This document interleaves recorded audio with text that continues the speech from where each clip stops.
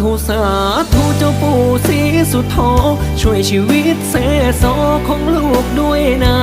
สาธุสาธุเจ้าย่าประทุมมาช่วยพลิกชะตาให้พบชีวิตใหม่สาธุสาธุวอนปู่นาคาพญานาคราชขอให้ลูกพ้นภัยขอให้สักงานสักเงินสักทองสักคนรักใคร